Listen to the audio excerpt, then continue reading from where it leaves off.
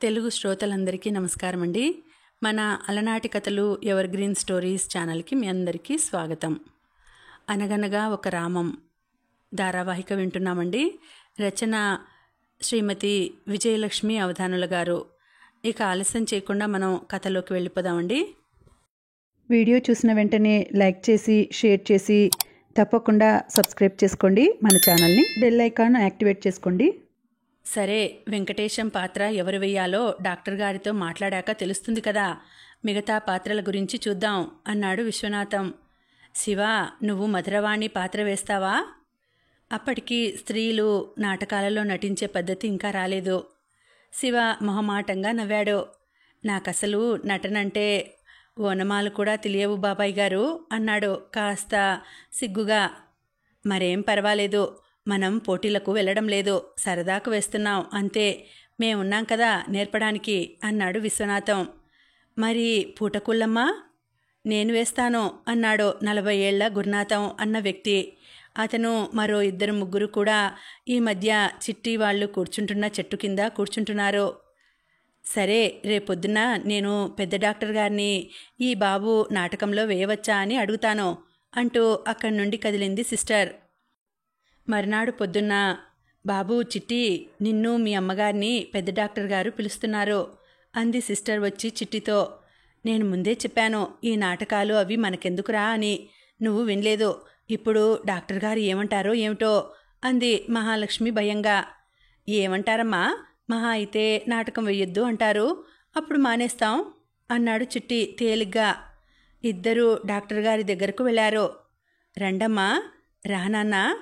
చూడుబాబు, ఆసుపత్రి వార్షికోత్సవం రోజు నువ్వు ఏదో నాటకం వేయబోతున్నావని సిస్టర్ చెప్పింది. అది మంచి ఆలోచనే. ఇక్కడి వారికి ఇటువంటి ఉత్సాహం కలిగించే కార్యక్రమం ఏదో ఒకటి ఉంటే వాళ్ళ అనారోగ్యం కూడా త్వరగా తగ్గిపోతుంది. నువ్వు కూడా కావాలంటే నాటకంలో వేయవచ్చు. అయితే మీరందరూ కలిసి చాలా జాగ్రత్తలు తీసుకోవాలి. మాట్లాడుతున్నా నవ్వుతున్నా వేదిక మీద ఇద్దరి మధ్య దూరం కనీసం 5 అడుగులు ఉండాలి. నాటకం సమయంలో ఎవరికైనా దగ్గు వస్తే వాళ్ళు అసలు వేదిక మీదకే రాకూడదు. నీకు తెలుసు కదా, అందరికీ రోజల్లా దగ్గు రాదు, కానీ దగ్గు వచ్చే సమయంలో మాత్రం వాళ్ళని మిగిలిన వాళ్ళ దగ్గరకు వెళ్ళనీయం. అమ్మా, మీరు పెద్దవారు. వీళ్ళందరూ నాటకం రిహార్సల్స్ చేస్తున్నప్పుడు నేను ఇప్పుడు చెప్పిన జాగ్రత్తలన్నీ పాటించేటట్లు చూడాలి. ఈ విషయాలన్నీ చెప్దామనే నేను మిమ్మల్ని ఇద్దరినీ పిలిచాను. సరేనండి డాక్టర్ గారు, నేను తప్పకుండా జాగ్రత్తగా చూసుకుంటాను అంది మహాలక్ష్మి. అమ్మయ్య, డాక్టర్ గారు ఒప్పుకున్నారు, ఇంకా పర్వాలేదు అన్నాడు చిట్టి బయటకు వచ్చాక. రిహార్సల్స్ చాలా ఉత్సాహంగా మొదలయ్యాయి. చాలా చిత్రంగా రిహార్సల్స్ జరుగుతున్నన్ని రోజులు ఎవరికీ జ్వరం రాలేదు, ఎవరికీ దగ్గు రాలేదు. అందరి ఆరోగ్యము కాస్త కాస్త బాగుపడింది కూడాను. ఆ ఆసుపత్రి పెట్టాక మొదటిసారిగా అందులోని రోగులు కూడా వార్షికోత్సవాల్లో పాల్గొన్నారు. డాక్టర్ గారు చెప్పిన జాగ్రత్తలు తూచా తప్పకుండా పాటించారు. కన్యాశుల్కం 4 భాగాల్లోనూ అందర్నీ కడుపుబ్బా నవ్వించిన భాగం వెంకటేశంకి గిరీశానికి మధ్య జరిగిన సంభాషణ. చిట్టి పుట్టింది పెరిగింది బొబ్బిలిలో. అందువల్ల చిట్టికి ఉత్తరాంధ్రలోని బ్రాహ్మణుల యాస మాట్లాడడం అంత కష్టం అవ్వలేదు. ఇకపోతే గిరీశంగా వేసిన నరహరి ఉత్తరాంధ్ర మనిషి కాడు, కానీ చిట్టి విశ్వనాథం ఇద్దరూ అతని చేత అభ్యాసం చేయించి మొత్తం మీద అతని మాటలలో ఆ యాస తెప్పించారు. మీ వల్ల నాకొచ్చిందల్లా చుట్ట కాల్చడం ఒక్కటే. పాఠం చెప్పమంటే ఎప్పుడూ కబుర్లు చెప్పడమే కానీ ఒక్క మాటైనా ఒక్క ముక్క చెప్పిపోయినారా అని వెంకటేశం పాత్రలోని చిట్టి నడుం మీద చేతులు పెట్టుకుని ధీమాగా అంటూ ఉంటే చూస్తున్న వాళ్లకు భలే ముచ్చటగా అనిపించింది.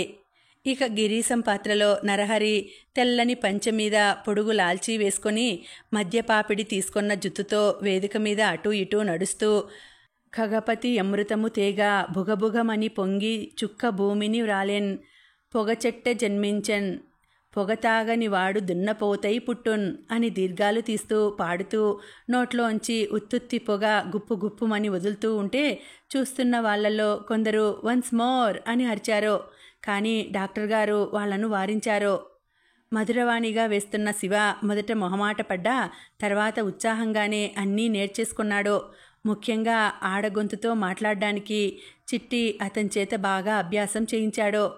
మధురవాణి లుబ్ధావుదానులకి కొబ్బరి నూనె రాసి తలదువ్వి పిలక ముడేసి అందులో చిన్న పువ్వుల దండ పెడుతూ, ఎన్నాళ్ళయిందో పాపం ఈ జుత్తుకి ఇలా సంరక్షణ చేసి అంటుంటే చూస్తున్న వాళ్ళు నవ్వు ఆపుకోలేకపోయారు.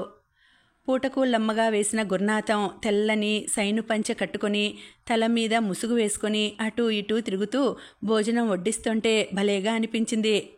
4 భాగాలు పూర్తయ్యాక అందరి నోళ్లలోనూ ఖగపతి అమృతము తేగ పద్యం నానసాగింది. అందరూ పడి పడి నవ్వుకుంటూ నాటకం కబుర్లు చెప్పుకుంటూ బయటకు నడిచారు. చాలా రోజులు అందరూ ఆ కబుర్లే చెప్పుకున్నారు. ఆ తర్వాత నుండి ప్రతి నెల ఎవరు మదినపల్లి వెళ్ళినా వాళ్ళతో పాటు చిట్టి కూడా వెళ్తూ ఉండేవాడు.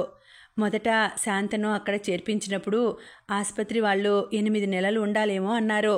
కానీ 5 నెలల్లోనే శాంతకు పూర్తిగా నయం అయిపోయింది. చెప్పడం ఆపాడు రామం.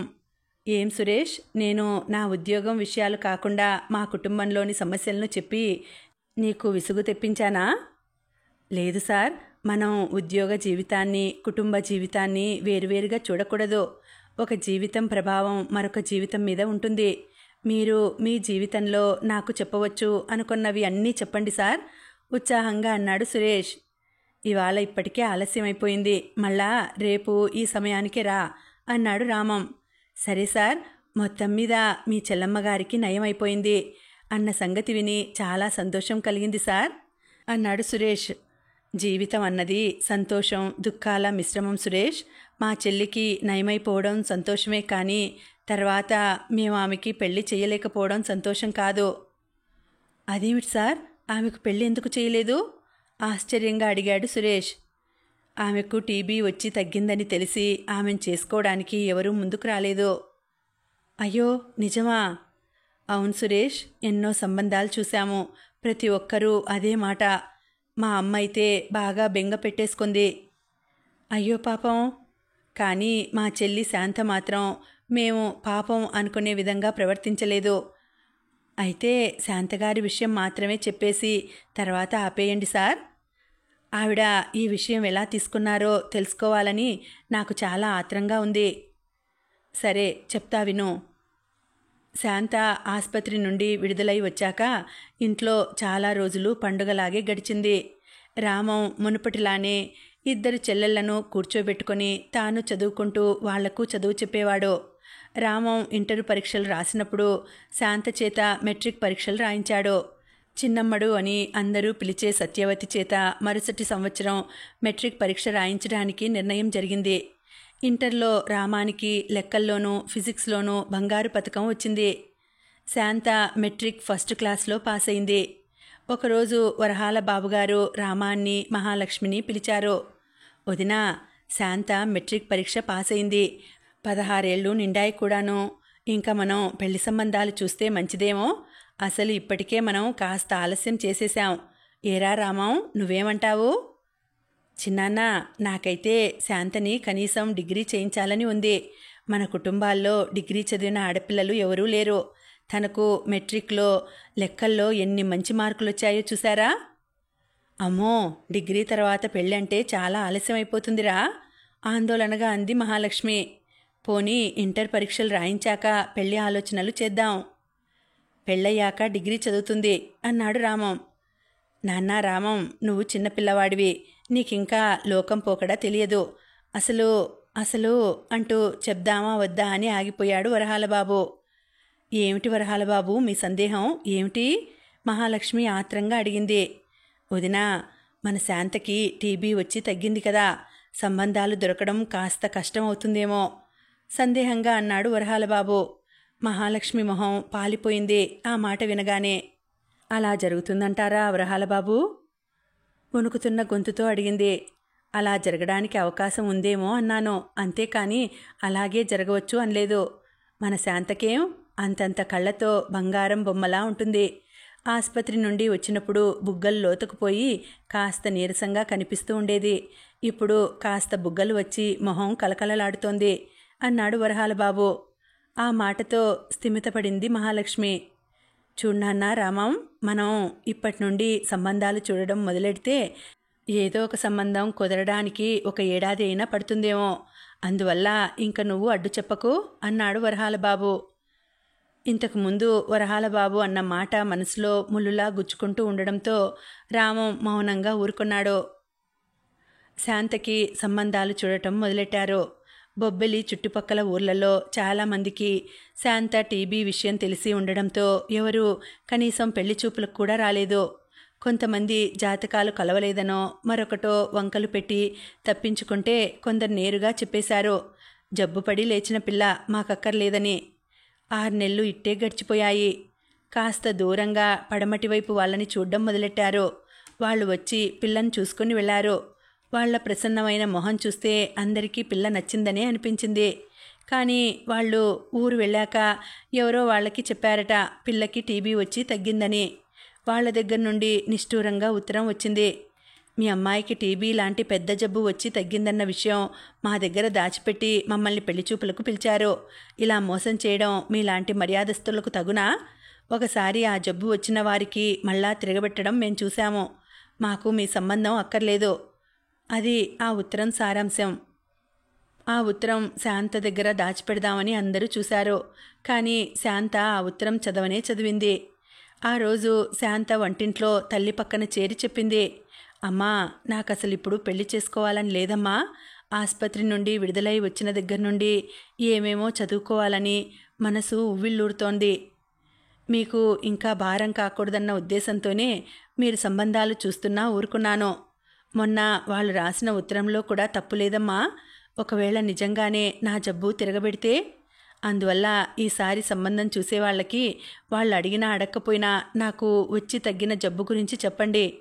అది తెలిసి కూడా ఒప్పుకుంటే సరే, లేకపోతే నేను ఇలాగే ఉండిపోయినా మీకు బాధ ఉంటుందేమో కానీ నాకు బాధ ఉండదు. దేవుడు నన్ను చచ్చిపోకుండా బతికించాడు. బహుశా నేను చేయవలసిన మంచి పనులు ఏమైనా ఉన్నాయేమో, లేక సాధించవలసిన విజయాలు ఉన్నాయేమో. నాకు ఈ జబ్బు తెప్పించి నాకు పెళ్లి కుదరకుండా చేసి బహుశా ఆ పైవాడు నాకు ఇంకా గొప్ప పనులు చేయడానికి అవకాశం ఇస్తున్నాడేమో. అందువల్ల మరో 2-3 నెలలు చూడండి. ఒకవేళ ఏవీ కుదరకపోతే హాయిగా చదువుకుంటాను. అత్తారింటి ఆరళ్ళు లేకుండా నీ దగ్గర హాయిగా గడిపేస్తాను. మొన్నటిదాకా తన కొంగు పట్టుకొని తిరిగిన కూతురు తన దగ్గర అంతంత పెద్ద పెద్ద మాటలు మాట్లాడుతూ ఉంటే గర్వపడాలో దుఃఖపడాలో తెలియనట్లు అలా నిశ్చేష్టగా చూస్తూ ఉండిపోయింది మహాలక్ష్మి. శాంత అన్న మాటలే నిజమైనట్లు మరో 3 నెలలు కాదు కదా, 6 నెలలైనా శాంతకు సంబంధం కుదరలేదు. తల్లి, ఆ రోజు కేవలం అమ్మను ఓదారుద్దామని అలా అన్నావా? నీకు మనసులో బాధ లేదా? ఒకరోజు చుట్టూ ఎవరూ లేనప్పుడు రామం శాంతతో అన్నాడు. చల్లగా నవ్వింది శాంత. లేదన్నయ్యా, అస్సలు లేదు. ఇంకా బోల్డ్ చదువుకోవచ్చు కదా అని చాలా సంతోషంగా ఉంది అంది చిరునవ్వుతో. ఆ తర్వాత మరెవరూ శాంత పెళ్లి విషయం ఇంట్లో ఎత్తలేదు. చెప్పడం ఆపాడు రామం. అబ్బా, వింటుంటే చాలా సంతోషంగా ఉంది సార్. మొత్తం మీద మీ తమ్ముడు గారు అప్పుడు మదనపల్లి వెళ్ళడం వల్ల మీ చెల్లిగారికి త్వరగా తగ్గిపోయింది. అప్పుడు మీ చెల్లిగారు అలా ఉత్తరం రాయకపోతే మీ తమ్ముడు గారు ఎప్పుడూ మదనపల్లి వెళ్ళి ఉండేవారు కాదు. అప్పుడు మీ చెల్లిగారికి తగ్గడానికి కూడా చాలా సమయం పట్టి ఉండేది. నిజమే కదా సార్? నువ్వు చెప్పింది నిజమే సురేష్. కానీ మా తమ్ముడి నుదుట కొన్నాళ్ళు శానిటోరియంలో రోగిగా కూడా ఉండాలని రాసి ఉందేమో, అందుకే అలా వెళ్ళవలసి వచ్చిందేమో అన్నాడు రామం నిర్వికారంగా. ఏమిటి సార్ మీరనేది? అంటే ఆత్రంగా అడిగాడు సురేష్. అంటే మా చెల్లెలు విడుదలైన 5-6 నెలలకి మా తమ్ముడు చిట్టికి కూడా ఆ టీబీ వచ్చింది. తను కూడా శానిటోరియంలో చేరవలసి వచ్చింది. నిజమా సార్? అయ్యో, ఎంత పని జరిగింది విచారంగా అన్నాడు సురేష్. కానీ మా తమ్ముడు చిట్టికి లక్షణాలు కనపడిన వెంటనే శానిటోరియంలో చేర్చేశాం. మా చెల్లి విషయంలో చేసిన పొరపాటు తమ్ముడి విషయంలో చేయలేదు. అవునా? పాపం, అంత చిన్నపిల్లాడికి ఆ జబ్బు రావడం తలుచుకుంటుంటే బాధగా ఉంది. మీ చెల్లి ఉన్నప్పుడు అతిథిగా వెళ్ళడం వేరు, ఒక రోగిగా ఆసుపత్రిలో చేరడం వేరు. కానీ సురేష్, ఒక విషయం చెప్పనా? మా తమ్ముడు అతిథిగా ఆ ఆసుపత్రిలో ఎలా గడిపాడో ఒక రోగిగానూ అలాగే గడిపాడు. నిజమా సార్? అక్షరాల నిజం. ఒక రోగిగా ఆ ఆసుపత్రిలో చేరిన తర్వాత కూడా మునుపటిలాగే అందరి చేత నాటకాలు వేయించాడు. ఆసుపత్రిలోనే షార్ట్ హ్యాండ్ తెలిసిన ఒకరి దగ్గర షార్ట్ హ్యాండ్ నేర్చేసుకున్నాడు. ఎప్పుడూ హుషారుగా ఉండడం వల్లనో, కాస్త ముందుగానే తనను ఆసుపత్రిలో చేర్చడం వల్లనో త్వరగా కోలుకొని 3 నెలల్లోనే తిరిగి వచ్చేశాడు. మునుపు తన అక్కను చేర్చినప్పుడు ఎలా ఉన్నాడో తాను చేరినప్పుడు అలాగే ఉన్నాడు. అందుకే ఇంకా అతను ఆసుపత్రిలో ఉన్నప్పటి విషయాలు ఇంకా ఎక్కువగా చెప్పను. సరే సార్, మీరు కూడా అలసిపోయారు. నేను మా వాణ్ణి తీసుకుని మళ్ళా రేపు వస్తాను. రేపు మళ్ళా మిగతా కథ చెప్దురు గాని అన్నాడు రాములు. తండ్రి కొడుకులు రామం దగ్గర సెలవు తీసుకుని వెళ్ళిపోయారు. మర్నాడు సాయంత్రం మళ్ళా రాములు సురేషు వచ్చినప్పుడు రామం తన కథ కొనసాగించాడు. శాంత మెట్రిక్ పరీక్ష ఫస్ట్ క్లాస్లో పాస్ అయింది. లెక్కల్లో 100కి 80 మార్కులు వచ్చాయి. చెల్లెలను చూసుకుని గర్వపడ్డాడు రామం.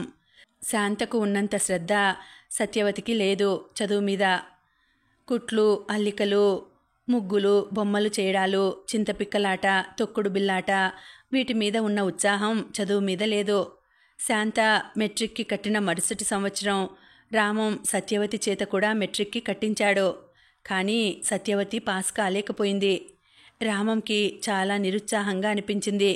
ఒరేయ్, చెల్లి పరీక్ష పోయిందని అలా మొహం వేలాడేసుకోకురా. ఈ పరీక్ష పోతేనే ఇల్లాలు అన్న పరీక్షలో ఫస్ట్ క్లాస్లో పాస్ అవుతుందేమో. మనం ఇంకా సత్యవతికి సంబంధాలు చూడడం మొదలెట్టాలి అన్నాడు వరహాలబాబు. వద్దు అనడానికి రామానికి కారణాలు ఏమీ కనపడలేదు. గార్డు డ్యూటీ మీద పై ఊరికి వెళ్ళిన వరహాలబాబు ఒకరోజు కాస్త విచారంగా ఇంటికి వచ్చాడు. ఏమైందండి, ఎందుకలా ఉన్నారు? ఆందోళనగా అడిగింది భార్య సుశీల.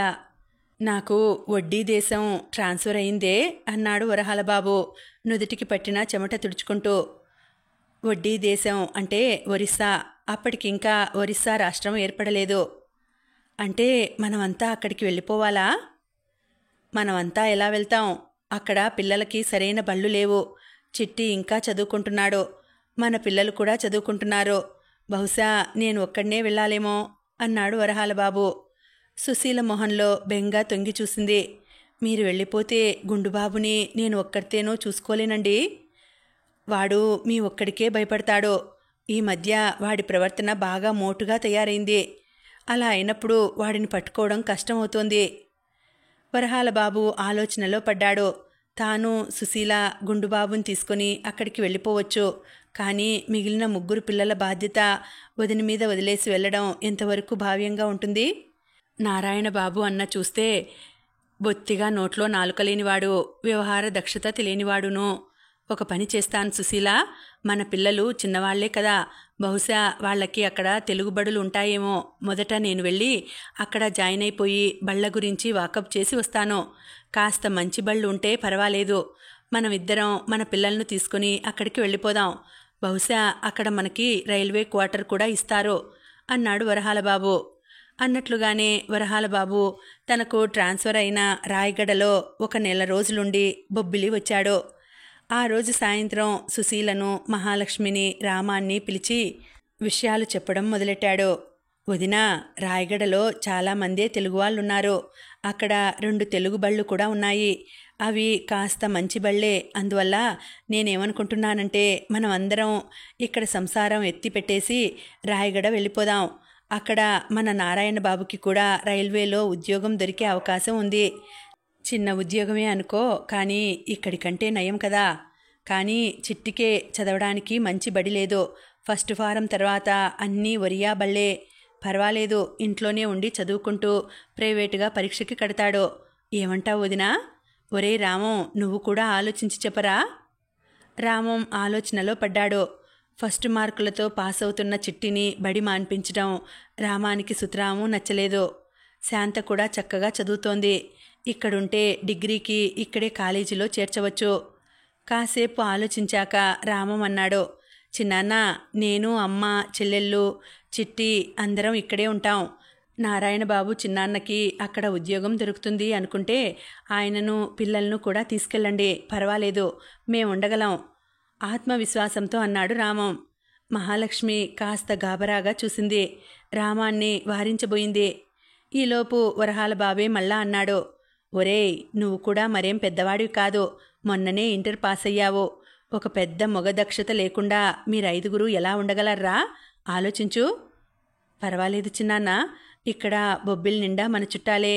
అయినా నాకు కూడా కాస్తంత బాధ్యతలు మొయ్యడం అలవాటవ్వాలి కదా. మీరు మరేం బెంగ పెట్టుకోకుండా హాయిగా కొత్త ఊరికి వెళ్ళండి. అంతగా ఇబ్బంది అయితే అప్పుడే మేము వచ్చేస్తాం. వరహాల బాబు రామానికి నచ్చజెప్దామని ఎంతగానో ప్రయత్నించాడో, కానీ రామం వినలేదు. ఆఖరికి వరహాల బాబుకి ఒప్పుకోక తప్పలేదు. ఇప్పుడు ఆ ఇంటి నుండి 2 కుటుంబాలు వెళ్ళిపోతున్నాయి కాబట్టి ఆ పెద్ద ఇంటిని 3 వాటాలు చేసి 2 వాటాలు అద్దెకివ్వడానికి, 1 వాటాలో మహాలక్ష్మి వాళ్ళు ఉండడానికి ఏర్పాట్లు చేశాడు వరహాల బాబు. 2 వాటాల్లో దిగడానికి వెంటనే 2 కుటుంబాలు సిద్ధపడ్డారు కూడాను. ఆ 2 వాటాల అద్దె రామం వాళ్ళకి ఇచ్చేటట్లు ఏర్పాటు చేశాడు వరహాల బాబు. వరహాల బాబు, నారాయణ బాబు కుటుంబాలు వెళ్ళిపోతుంటే రామం, మహాలక్ష్మిల మనసు భారంగా అయిపోయింది. భర్త లేకపోయినా మంచి చెడ్డ చూడ్డానికి వరహాల బాబు ఉన్నాడు అన్న భరోసా ఉండేది ఇన్నాళ్ళు. ఇప్పుడు తానే అన్నీ చూసుకోవాలి అనుకునేసరికి మహాలక్ష్మికి చాలా బెంగగా అనిపించింది. అందరూ వెళ్ళిపోయాక ముందు వాకిట్లో దిగులుగా కూర్చున్న తల్లి దగ్గరికి వెళ్ళి తల్లి మెడ చుట్టూ చేతులు వేసి రామం అన్నాడు, నువ్వు అలా బెంగపడకమ్మా. ఎప్పటికైనా మన పనులు మనం చేసుకోవడానికి అలవాటు పడాలి. చూస్తూ ఉండు, కొన్నాళ్లలో నువ్వే చక్కా అన్ని పనులు చేసుకోగలవు. మేం పిల్లలం అందరం నీకు అండగా ఎప్పుడూ ఉంటాం కదమ్మా. మహాలక్ష్మి కొడుకు వైపు గర్వంగా చూసుకుంది. పర్వాలేదు, ఇటువంటి పిల్లలు నా పక్కన ఉన్నన్ని రోజులు ధైర్యంగా ఉండగలను అనుకుంది. రాయగడలో నారాయణ బాబుకి ఉద్యోగం సులువుగానే దొరికిపోయింది. 5-6 నెలలు వరహాల బాబు ప్రతి నెల రామం వాళ్ళకి క్రమం తప్పకుండా కొంత డబ్బు మనీ ఆర్డర్ చేశాడు. వరహాల బాబు పంపిన ఆ డబ్బు, ఇంటి అద్దె డబ్బు, రామం సంపాదిస్తున్న డబ్బు అంతా కలిపి రామం కుటుంబానికి బాగానే సరిపోయేది. ఒకరోజు వరహాల బాబు దగ్గర నుంచి వచ్చిన టెలిగ్రామ్ అందరికీ ఆశనిపాతంలా తగిలింది. నారాయణ బాబుకి దెబ్బ తగిలింది, ఆసుపత్రిలో ఉన్నాడు. నారాయణ బాబు ఇంజ్యూర్డ్, అడ్మిటెడ్ ఇన్ హాస్పిటల్ అన్నది ఆ టెలిగ్రామ్ సారాంశం. అయ్యో, అదేమిట్రా? అక్కడ ఏదో ఉద్యోగం బాగానే చేసుకుంటున్నాడు అనుకుంటే ఈ దెబ్బ తగలడం ఏమిట్రా? ఆందోళనగా అంది మహాలక్ష్మి. నేనక్కడికి వెళ్తానమ్మా. బహుశా మరీ ప్రమాదకరం కాదనుకుంటాను. ప్రమాదకరం అయితే టెలిగ్రామ్లో సీరియస్ అని రాస్తారు. నువ్వు ఎక్కువ బెంగ పెట్టుకోకు అంటూ ఆ రోజే రాయగడ బయలుదేరి వెళ్ళిపోయాడు రామం. రామం వెళ్ళేసరికి నారాయణ బాబు ఆసుపత్రిలోనే ఉన్నాడు. ప్రాణభయం లేదు, కానీ కాలి ఎముక బాగా విరిగిపోయింది. కొన్నాళ్లలో కోలుకొని ఇంటికి వెళ్ళినా మునుపట్లా నడవలేడు, బరువులు ఎత్తలేడు, ఒకరి సహాయం లేకుండా మెట్లు ఎక్కలేడు. నారాయణ బాబు చేస్తున్నది రైల్వేలో పాయింట్స్ మ్యాన్ ఉద్యోగం. ఒకరోజు నిండా బొగ్గులు నింపి ఉన్న పెద్ద బొగ్గుల బస్తా ఇంట్లోకి తీసుకువస్తూ కాలు జారి పడిపోయి కాలు మీద ఆ బరువైన బస్తా పడేసుకున్నాడట. అంత బరువైన బస్తా కాలు మీద పడేసరికి కాలు ఎముక విరిగింది. ఏమిటోరా రామం, ఇప్పుడు వీడిని ఆ రైల్వే ఉద్యోగంలోంచి తీసేస్తారు. రైల్వే తాలూకు పనిలో ఉన్నప్పుడు ఇలా అయితే వీడు చేయగలిగే మరో పని ఇచ్చేవారేమో. ఇంట్లో ఇది జరిగింది, ఇంకా ఏమవుతుందో తెలియదు. విచారంగా వరహాల బాబు అంటుంటే రామం మనసు కలిచినట్లయిపోయింది. నువ్వు ఎక్కువ బెంగపడకు చిన్నాన్నా. రైల్వే పని చేయలేకపోతేనేం మునుపటి పౌరోహిత్యం పని ఎలాగూ ఉంది కదా. మనిషి బతికాడు, అందుకు సంతోషించాలి అన్నాడు రామం. నాకు అదే కాస్త నిశ్చింతగా ఉందిరా అంటూ ఏదో చెప్పబోయి ఆగిపోయాడు వరహాల బాబు. ఏదో చెప్దాం అనుకున్నావు, చెప్పు చిన్నాన్నా. కొన్నాళ్ళు మీకు మనీ ఆర్డర్ పంపించడం అవదేమో, మీరు సర్దుకోగలరా? తటపటాయిస్తూ అన్నాడు వరహాల బాబు. అయ్యో చిన్నాన్న, అసలు ఆ మాట నేనే అందాం అనుకున్నాను. కొన్నాళ్ళు కాదు చిన్నాన్న, ఇంక ఎప్పటికీ నువ్వు అలా డబ్బు పంపకు. ఇప్పుడు ఇక్కడ మీకు ఆదాయం కూడా తగ్గిపోయింది కదా.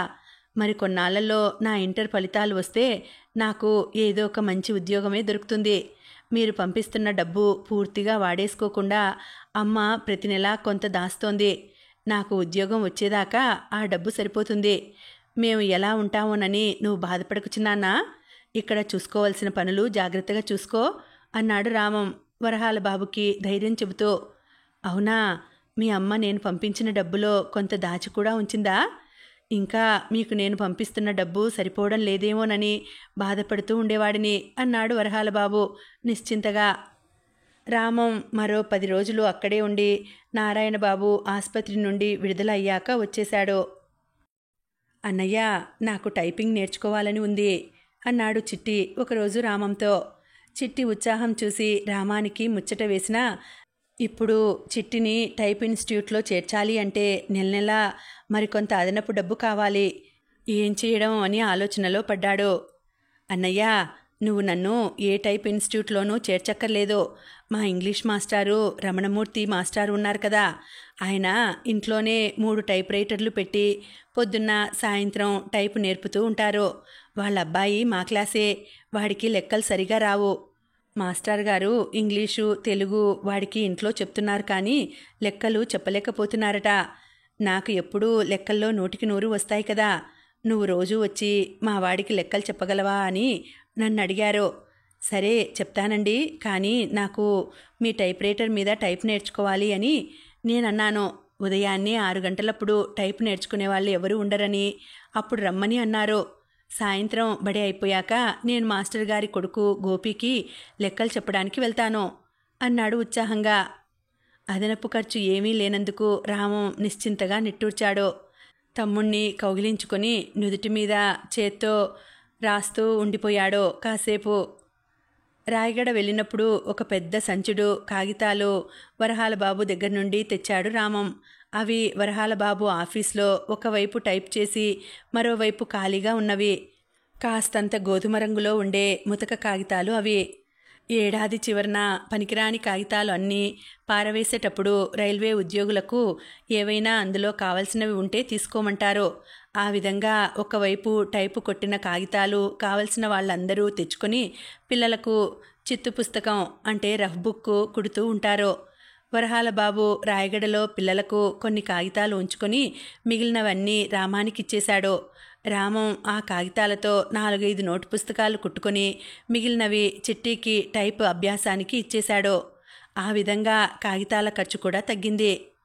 చెప్పినట్లుగానే మర్నాటి నుండే చిట్టి వాళ్ళ మాస్టర్ గారి ఇంటికి పొద్దున్న వెళ్ళి టైపు నేర్చుకోవడం, సాయంత్రం వెళ్ళి గోపికి లెక్కలు చెప్పడం చేయసాగాడు.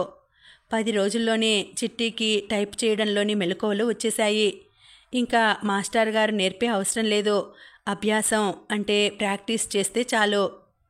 ఒరే గోపి, నేను పొద్దున్న 6 గంటలకి మీ ఇంటికి వస్తున్నా కదా, అప్పుడు నువ్వు కూడా నా పక్కన కూర్చుని లెక్కలు అభ్యాసం చేయకూడదు? నేను ఒకవైపు టైప్ చేసుకుంటూనే నీకు లెక్కల్లో ఉన్న సందేహాలు తీరుస్తూ ఉంటాను అన్నాడు చిట్టి ఒకరోజు గోపితో. 2 పూట్లా ప్రైవేట్ అనేసరికి గోపి మొదట కొంచెం అయిష్టంగా మొహం పెట్టినా తర్వాత మాస్టర్ గారు కూడా చెప్పేసరికి ఒప్పుకున్నాడు. ప్రతి నెల లెక్కల పరీక్షలో పాస్ అవడానికి సరిపడా మార్కులు మాత్రం వచ్చే గోపికి చిట్టి లెక్కలు చెప్పడం మొదలెట్టిన తర్వాతి నెల 100కి 50 మార్కులు వచ్చాయి. గోపి సంతోషానికి హద్దు లేకుండా అయింది. మాస్టర్ గారు కూడా సంతోషపడ్డారు. ఒకసారి మంచి మార్కులు వచ్చాక గోపి చిట్టి రావడానికి 10 నిమిషాల ముందే లెక్కల పుస్తకంతో సిద్ధంగా కూర్చుంటున్నాడు. నాన్నా నరసింహం, చిట్టి అసలు పేరు. నువ్వు సాయంత్రం ప్రైవేట్ చెప్పడానికి మరొక అరగంట ఆలస్యంగా వస్తే అప్పటికి ఆఖరి బ్యాచ్ కూడా అయిపోతుంది. నువ్వు అప్పుడు కూడా టైపు అభ్యాసం చేయవచ్చు అన్నారు మాస్టర్ గారు ఒకరోజు. నిజానికి చిట్టికి ఎంతసేపు టైప్ చేసినా అలసట రావడం లేదు. టైపులో వేగం ఎక్కువ అవుతున్న కొద్దీ ఇంకా ఇంకా అభ్యాసం చేయాలన్న ఉత్సాహం ఎక్కువైపోతోంది. మాస్టర్ గారు చేసిన ఈ ప్రతిపాదన చిట్టికి భలే నచ్చేసింది. కానీ ఆలస్యంగా ప్రైవేటుకి వెళ్ళడం అంటే ఆలస్యంగా ఇంటికి వెళ్ళడం, ఆలస్యంగా ఇంటికి వెళ్ళడం అంటే అమ్మ భోజనానికి ఆలస్యం అవ్వడం. ఈ మధ్య ఈ ప్రైవేటు మొదలెట్టిన దగ్గర నుండి మహాలక్ష్మి, చిట్టి మునుపటి కంటే అరగంట ఆలస్యంగా భోజనం చేస్తున్నారు. చిట్టి మాస్టర్ గారి ఇంటి నుండి వచ్చేసరికి మహాలక్ష్మి మిగిలిన పిల్లలకు భోజనం పెట్టేసి చిట్టి వచ్చేదాకా నట్టింట్లోనే తల క్రింద ఒక పీట పెట్టుకొని నేల మీద పడుకొని ఉంటుంది. నా కోసం నువ్వు ఆగకమ్మా, నువ్వు తినేయి, నేను వచ్చి పెట్టుకొని తింటానులే అని చిట్టి చెప్పినా వినదు. ఒరే, మరొక్క అరగంట ఆలస్యంగా తిన్నంత మాత్రాన అరిగిపోన్రా, అయినా భోజనం పెట్టుకొని తినేస్తే అయిపోతుందా? నేల మీద ఎంగిళ్ళు ఎత్తాలి, ఖాళీ గిన్నెల్లో నీళ్లు పోసి తూము దగ్గర పెట్టాలి. మిగిలిన మజ్జిగలు అవి ఉట్టి మీద పెట్టాలి. ఇవన్నీ నువ్వేం చేయగలవు అంటుంది. ఈ మధ్య కొన్నాళ్ల నుండి శాంత తల్లికి బలవంతంగా మిగిలిన వారితో పాటు భోజనం పెట్టేసి చిట్టి వచ్చేదాకా తాను మెలకువగా ఉంటుంది. ఇప్పుడు మరో అరగంట ఆలస్యం అంటే అందరినీ ఇబ్బంది పెట్టినట్లు అవుతుంది.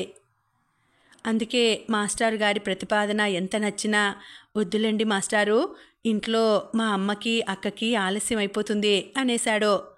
అయితే ఒక పని చెయ్యి, సాయంత్రం ఆలస్యంగా రావడం కష్టమైతే ఉదయం ఒక అరగంట ముందు వచ్చేయి అన్నారు మాస్టారు. ఉదయం అయితే పర్వాలేదు మాస్టారు, ఉదయం మేమందరం 4 గంటలకి ఎలాగూ లేచిపోతాం. ఒక అరగంట ముందు వచ్చినా ఎవరికీ ఇబ్బంది అవ్వదు అన్నాడు చిట్టి ఉత్సాహంగా.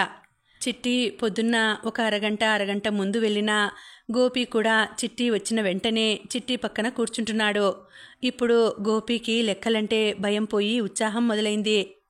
ఒకరోజు చిట్టి వాళ్ళ తరగతిలో శివం అన్న అబ్బాయి ఇంగ్లీషు పాఠ్యపుస్తకం పోయింది. శివం వాళ్ళు కూడా బాగా దిగువ మధ్య తరగతి వాళ్లే.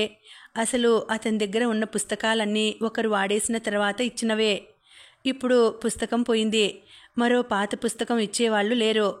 కొత్త పుస్తకం కొనమంటే నాన్న వీపు విమానం మోత మోగిస్తాడు. నెల పరీక్షలు దగ్గరకు వస్తున్నాయి. ఏం చేయాలో తోచక దిగులు పడిపోయి ఆ విషయం చిట్టికి చెప్పాడు. చిట్టికి వెంటనే ఒక ఉపాయం తోచింది. తాను రోజు వార్తాపత్రికలోనో మరొక ఆంగ్ల పుస్తకంలోనో చూస్తూ టైపు అభ్యాసం చేస్తున్నాడు. ఆ చేసే అభ్యాసం ఏదో పాఠ్యపుస్తకంలోని పాఠాలు చేస్తే సరి, తనకు అభ్యాసం అవుతుంది, శివానికి పుస్తకం వస్తుంది. ఒరేయ్, నీకు 4-5 రోజుల్లో నీ ఇంగ్లీష్ పుస్తకం తయారు చేసిస్తాన్రా అన్నాడు చిట్టి. అన్నట్లుగానే 5 రోజుల్లో పుస్తకం మొత్తం చూసి టైప్ చేసేశాడు. ఒకరోజు శివాన్ని ఇంటికి పిలిచి ఒక దబ్బనంతో టైప్ చేసిన కాగితాలన్నీ కలిపి కుట్టేసి ఆంగ్ల పాఠ్యపుస్తకం తయారు చేసి ఇచ్చేశాడు. అబ్బా నరసింహం, నీ మేలు మర్చిపోలేన్రా, నన్ను పెద్ద గండం నుండి గట్టెక్కించావు అంటూ కన్నీళ్ల పర్యంతం అయ్యాడు శివం. శివం దగ్గర ఎవరో పనికిరాదని ఇచ్చేసిన ఒక సైకిల్ ఉంది. రోజు ఆ సైకిల్ మీదే బడికి వస్తాడు. మరేం పర్వాలేదులేరా శివం, స్నేహితులన్నాక ఆ మాత్రం సాయం చేసుకోవాలి. పోనీ ఒక పని చెయ్యి, నువ్వు రోజు బడికి వెళ్తున్నప్పుడు మా ఇంటి మీద నుండి వెళ్ళు. ఇద్దరం కలిసి నీ సైకిల్ మీద బడికి వెళ్దాం. వెళ్తున్నప్పుడు నువ్వు సైకిల్ తొక్కుదువు గాని, వస్తున్నప్పుడు నేను తొక్కుతాను అన్నాడు చిట్టి. ఓ అలాగేరా, ఉత్సాహంగా అన్నాడు శివం. చిట్టికి ఆ విధంగా ఉదయం ఒక పావుగంట, సాయంత్రం ఒక పావుగంట సమయం కలిసి వచ్చింది. ఆ సమయాన్ని లెక్కలు చేయడానికి ఉపయోగించుకున్నాడు చిట్టి. రామం ఇంటరు పరీక్షా ఫలితాలు మర్నాడు వస్తాయి. రామం ఇంట్లో పేపరు తెప్పించరు. ఎవరింటికి వెళ్ళి పేపర్ సంపాదించాలోనని ఆలోచించసాగాడు రామం. ఇంకా ఉందండి, కథ కొనసాగుతుంది. తర్వాత భాగం వచ్చే వీడియోలో తెలుసుకుందామండి. అంతవరకు సెలవు. నమస్తే.